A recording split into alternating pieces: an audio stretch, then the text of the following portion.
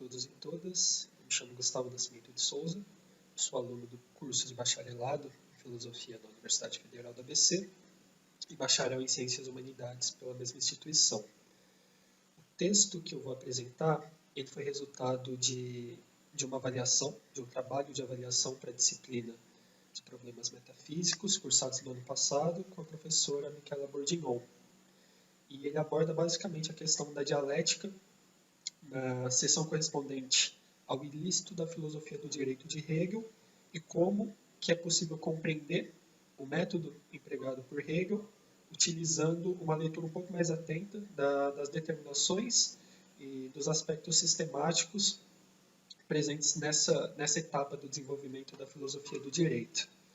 Então, o texto começa com a introdução em que eu digo que a obra hegeliana, em seu período de maturidade, é marcada, dentre outras coisas, por um caráter sistemático, em que o desenvolvimento de partes específicas está intimamente relacionado com outras partes do sistema, constituindo um todo coeso dentro de sua própria proposta.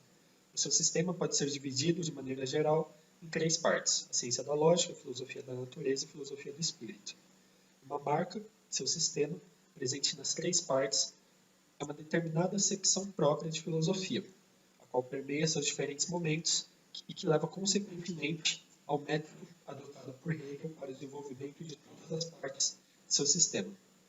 Em termos gerais, a obra de Hegel demonstra um esforço de constituir uma filosofia livre de pressuposição, a qual só pode ser realizada através da análise dialética das categorias do sistema. A maneira através da qual Hegel busca uma filosofia livre de pressuposições pode ser exemplificada na forma pela qual o autor procede ao início de sua filosofia, da sua lógica, ponto inicial de seu sistema, através da dialética do ser, nada e devir.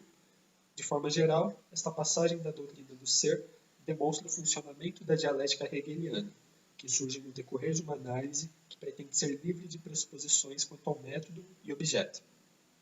Apesar disso, o desenvolvimento dialético das categorias revela uma dinâmica que, de alguma forma, é recursiva e se estrutura em 3 momentos, que podemos reconhecer, por exemplo, na dialética da primeira tríade da lógica, ser, nada e devir. O primeiro momento é o do entendimento, o qual permanece em uma determinidade fixa de diferenciação em relação à outra parte. No caso do início da doutrina do ser, um ser puro, completamente distinto de seu oposto. O segundo momento é o momento dialético racional e surge de uma reflexão crítica, a qual visa superar as limitações das determinações simplesmente dadas, como no caso da passagem do ser ao nada puro. E o terceiro momento é o momento especulativo ou positivamente racional, o qual apreende a unidade dos opostos e confere uma determinação concreta ao objeto analisado, como no caso da unidade do ser e do nada, do devir. Um dos grandes méritos e novidades da filosofia hegeliana, como alvo de críticas de sua concepção de dialética, é a afirmação de que a contradição existe não apenas em um nível de pensamento. Assim, o próprio processo da realidade em Hegel é marcado pelo processo que se desenvolve por oposições, isto é, por contrastes, de modo que uma consideração total e não parcial de cada um de seus momentos implica necessariamente a referência dele ao seu oposto. Portanto, a filosofia do direito e seus escritos de ética e política estão em maior ou menor medida influenciados pelas determinações advindas do método de seu sistema. Dada a sua sistematicidade, o final do sistema relaciona-se com o início do mesmo. A forma através da qual o conhecimento do conceito do espírito se dá é semelhante às outras determinações demonstradas ao longo das partes anteriores do sistema, ou seja, o conhecimento a respeito do espírito é também resultado do desenvolvimento da ideia lógica. A forma pela qual Hegel desenvolve sua filosofia do espírito se vale do mesmo processo utilizado anteriormente na lógica. O conhecimento de determinado aspecto do espírito é atingido a partir da investigação dialética de uma determinada categoria, conceito, o objeto de análise, assumindo como ponto de partida a forma mais imediata daquela categoria, conceito, objeto, explicitando o seu conteúdo, as contradições que ele envolve e as implicações dessas contradições. Portanto, valendo-se do desenvolvimento dialético das categorias, Hegel demonstra como contradições aparecem na realidade. No caso da filosofia do direito, Hegel analisa o desenvolvimento da liberdade, começando pelas formas mais imediatas de liberdade até o momento em que a liberdade torna-se capaz de ser efetivada. A obra, portanto, parte de uma análise da vontade livre, ou seja, uma vontade que não é meramente arbítrio, mas a vontade adequada ao conceito de liberdade. A forma mais abstrata da vontade livre é analisada na esfera do direito abstrato, ou formal. Após isso, a vontade refletida, aprendendo os limites e contradições de sua imediatez, determina-se em singularidade frente à universalidade, tornando-se capaz de determinar o bem. Essa é a esfera da moralidade. E, por fim, a unidade dos dois momentos anteriores, refletindo também externamente, torna a liberdade efetiva e necessária frente à ideia universal. Esta é a esfera da eticidade, dividida em família, sociedade civil e Estado. Hegel citou o crime na última parte de sua sessão a respeito do ilícito. Este, por sua vez, surge no direito abstrato como uma necessidade lógica explicitada a partir da insuficiência das determinações trabalhadas até então. O quadro referencial que se tem como anterior a esta necessidade é o do contrato, compreendendo como parte do direito abstrato. De outro modo, o contrato é a relação estabelecida entre duas personalidades livres e suas respectivas vontades, em que uma alheia a posse de certa propriedade para a outra, a qual toma posse por sua vez. A relação existente no contrato é meramente particular e contingente, em relação à ideia de liberdade correspondente ao direito. No contrato, o direito é apresentado como elemento comum da vontade particular e de seu acordo contingente arbitrário, o qual conduz à oposição da vontade universal e da vontade particular. A oposição, em que há uma não conformidade ao universal do direito, resulta numa mera aparência de direito, em que ele aparece, na verdade, como nulo em última instância. Hegel, portanto, pensa o ilícito como uma necessidade que, em seu pleno desenvolvimento, supra-sumiria a arbitrariedade e a contingência do contrato. A divisão do ilícito apresenta três partes: o ilícito não intencional, a fraude e o crime. No decorrer dos momentos desta divisão, Hegel apresenta contradições entre os mesmos e o direito, pensando como conceito. As formas de ilícito podem ser compreendidas como diferentes tipos de juízo, a saber, um juízo negativo simples, juízo infinito positivo e juízo infinito negativo, respectivamente. Entra uma parte da relação dos ilícitos e dos juízos, como trabalhado por Hegel. Então, o ilícito não intencional ele ocorre quando há um conflito de direitos em que a coisa, posse tomada por um contrato, é disputada dentro da esfera do direito, por meio de um litígio jurídico civil. A injustiça, nesse caso, estaria no prejuízo de uma das partes, a derrotada na disputa. Porém, a não intenção é afirmada ao passo que um direito meramente particular encontra sua negação, mas o direito puro e simples é afirmado. O juízo negativo simples relaciona-se com o ilícito não intencional, por expressar uma aparência de verdade, isto é, um juízo em questão não apresenta uma concordância do sujeito consigo mesmo, enquanto apresenta uma forma correta. Hegel utiliza o exemplo do juízo a rosa é vermelha e a rosa não é vermelha, sendo esta última um negativo simples. Há a relação negativa do sujeito com seu predicado, mas não há a relação de um universal, uma cor qualquer, no exemplo. A fraude, por sua vez, intencionalmente apresenta o direito como aparência. Nas palavras de Hegel, a fraude é o universal rebaixado pela vontade particular ao nível de algo apenas aparente. O fraudador possui plena consciência de sua injustiça, mas confere ao ato uma aparência de direito, mantendo desta forma, mantendo deste a forma, deste direito, mas é destituindo de qualquer conteúdo de direito. O juízo infinito positivo em questão é, por exemplo, esta flor é esta flor. Nas palavras de Hegel, o reconhecimento exterior do direito é separado de seu valor, e só aquele é respeitado. A relação formal é conservada com o abandono do conteúdo. Na passagem do crime e da pena, torna-se mais evidente a forma pela qual Hegel trabalha com contradições no mundo real. O criminoso, diferentemente do fraudador, não busca uma aparência de direito. Ele deliberadamente viola os aspectos do direito. tanto objetivo quanto subjetivo. Dessa forma, do ponto de vista de seu juízo correspondente, infinito ou negativo, o crime é nulo. A nulidade está no fato de não haver nenhuma relação entre o sujeito e o predicado do juízo. No caso do crime, não há nenhuma relação entre o ato criminoso e o direito. O que há é simplesmente um absurdo, como é expresso num juízo infinito. Por exemplo, o espírito não é um elefante. O criminoso, com a ação praticada no crime, a imposição de sua vontade arbitrária enquanto personalidade livre, ataca simultaneamente o particular da vontade de outrem e a universalidade do direito, o qual garante sua própria possibilidade de ação livre. A nulidade do crime reside no fato de que uma ação particular e arbitrária, ação criminosa, destrói a si mesma e ao atacar a universalidade do direito. O que ocorre é semelhante àquilo presente em uma contradição do tipo ontológico, na qual o objeto teria simultaneamente uma parte de propriedades que se negariam mutuamente. Uma vontade livre, adequada ao direito, deve proceder com ações que corroborem para a efetivação da liberdade. Tal ação não pode, porém, fundamentar-se no arbítrio, que é justamente o caso do crime. A impossibilidade do arbítrio refletir sobre si o impede de contemplar uma universalidade e a forma adequada de uma vontade verdadeiramente livre. Agora, entrando na concepção hegeliana da pena, a pena, nesse sentido, ela possui o papel de restaurar o direito perdido e atacado durante uma ação de um ato ilícito, como é, por exemplo, o crime.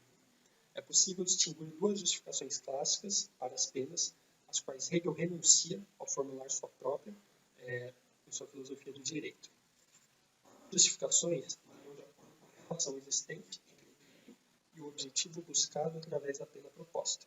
O primeiro, que observa o passado e visa realizar uma punição com vistas ao dano específico causado na ação criminosa, é uma perspectiva retributiva. E o segundo, por sua vez, olha para o futuro e os efeitos causados pelo crime, visando prevenir eventuais danos a serem causados por motivos relacionados a este crime. E é uma perspectiva utilitarista e preventiva.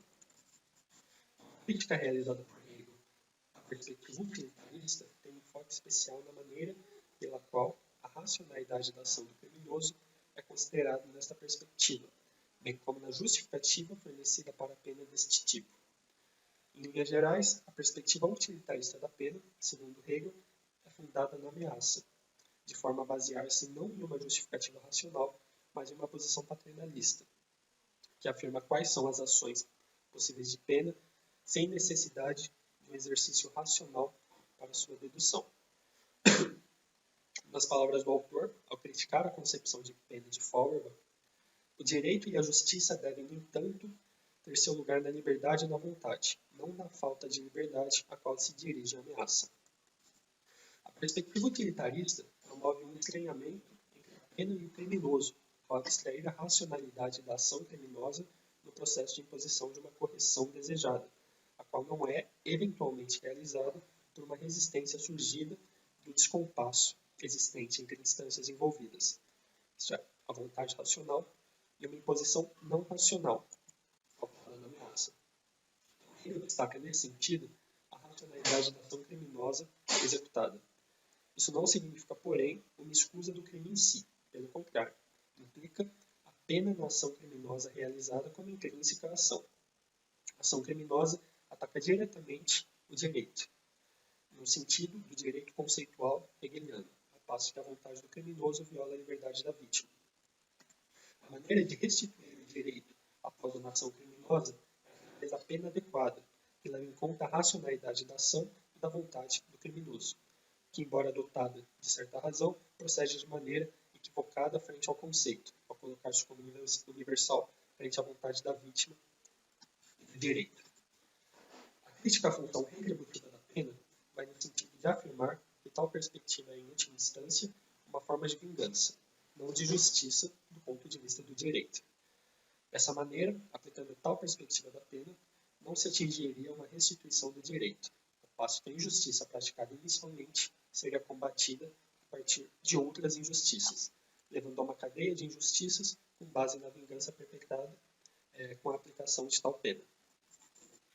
Por exemplo, o caso da pena de morte, ordenada por Hegel em sua filosofia do direito, a partir de objeções à perspectiva contratualista, e, portanto, não adequada ao direito conceitual, existente na defesa da pena de morte. A argumentação de Hegel para tal crítica utiliza aspectos relacionados às dimensões universais e particulares envolvidas na ação, desde o crime até a pena. A ação criminosa causa um dano particular, ao passo que uma pena retributiva exerce apenas uma restituição a esse dano particular, sem uma consideração mais profunda a respeito do aspecto universal do direito, que é necessário ser levado em conta do ponto de vista da análise da filosofia do direito hegeliana, isto é, do direito conceitual. Ao contrário, como mencionado, haveria apenas uma sucessão de penas que correspondem a uma dimensão particular, não realizando uma reconciliação das partes envolvidas com o conceito de direito.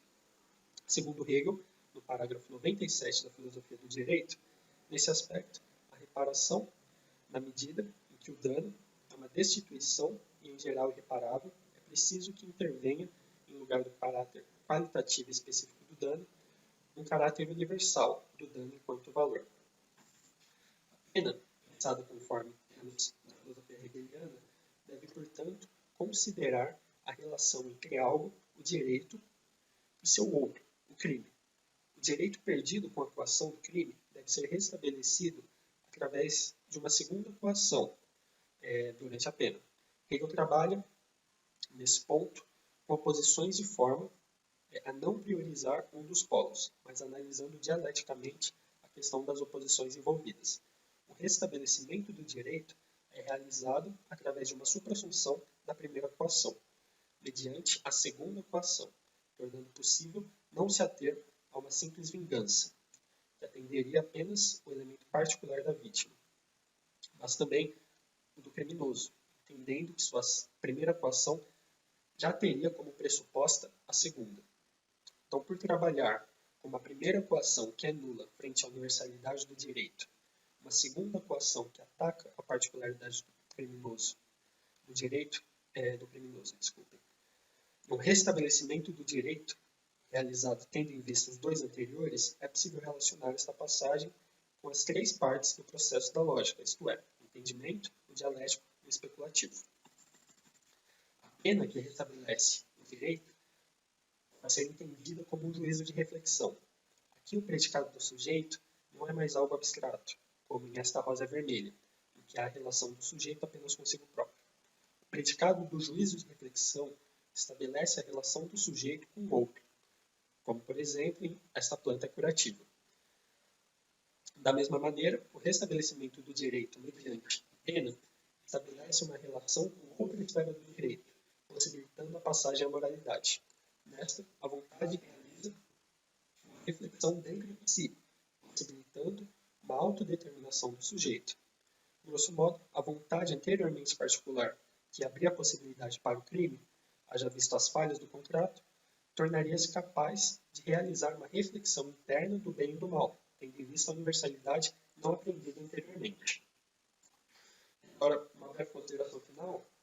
O método dialético a partir do qual Hegel desenvolve sua filosofia permite ao autor trabalhar com uma argumentação própria que, em relação a certos aspectos, apresenta novidades e contribuições também próprias.